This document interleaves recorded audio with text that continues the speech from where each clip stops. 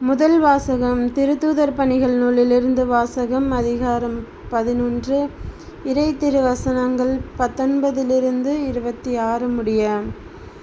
ஸ்தேவானை முன்னிட்டு உண்டான துன்புறுத்தலால் மக்கள் பெனிசியா, சைப்ரசு, அந்தியோக்கியா வரை சிதறிப்போயினர். அவர்கள் யூதருக்கு மட்டுமே இறைவார்த்தையை அறிவித்தார்கள், வேறு எவருக்கும் அறிவிக்கவில்லை. அவர்களுள் சைப்ரசு, சிரேன் ஆகிய இடங்களைச் சேர்ந்த சிலர் இருந்தனர். அவர்கள் அந்தியோக்கியாவுக்கு வந்து அங்குள்ள கிரேக்கரை அணுகி ஆண்டவராகிய இயேசுவைப் பற்றிய நற்செய்தியை அறிவித்தார்கள். ஆண்டவரின் கைவன்மையை அவர்கள் பெற்றிருந்தார்கள். பெருந்தொகையான மக்கள் நம்பிக்கை கொண்டு ஆண்டவரிடம் திரும்பினர். இந்த செய்தி எருசலேம் திருச்சபையினரின் காதில் விழவே அவர்கள் பர்னபாவை அந்தியோக்கியா வரை சென்று வர அனுப்பி வைத்தார்கள். அவர் அங்கு சென்றபோது கடவுளின் அருள் செயலை கண்டு மகிழ்ச்சியடைந்தார். மேலும் உறுதியான உள்ளத்தோடு ஆண்டவரை சார்ந்திருக்குமாறு அனைவரையும்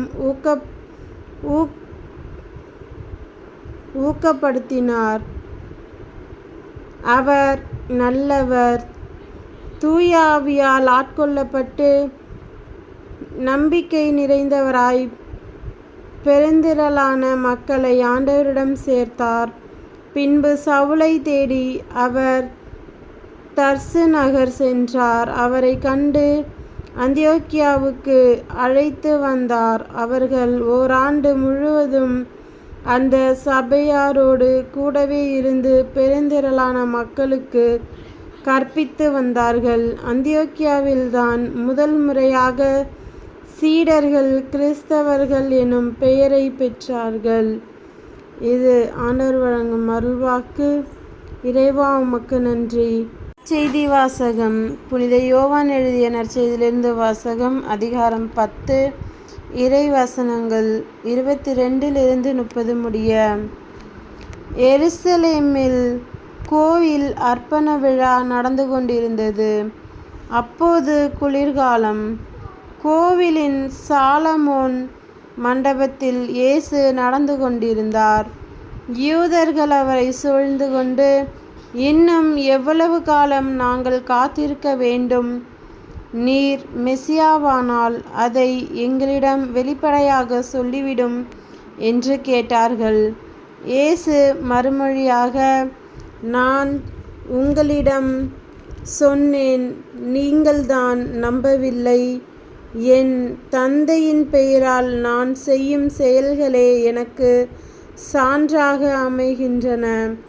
ஆனால் நீங்கள் நம்பாமல் இருக்கிறீர்கள், ஏனெனில் நீங்கள் என் மந்தையை சேர்ந்தவர்கள் அல்ல. என் ஆடுகள் எனது குரலுக்கு செவிசாய்க்கின்றன. எனக்கும் அவற்றை தெரியும், அவையும் என்னை பின்தொடர்கின்றன. நான் அவற்றிற்கு நிலைவாழ்வை அளிக்கிறேன். அவை என்றுமே அழியா. அவற்றை எனது கையிலிருந்து யாரும் பறித்து கொள்ள மாட்டார். அவற்றை எனக்கு அளித்த என் தந்தை அனைவரையும் விட பெரியவர். அவற்றை என் தந்தையின் கையிலிருந்து யாரும் பறித்து கொள்ள இயலாது. நானும் தந்தையும் ஒன்றாய் இருக்கிறோம் என்றார். கிறிஸ்துவின் நற்செய்தி. கிறிஸ்துவே, உமக்கு புகழ்.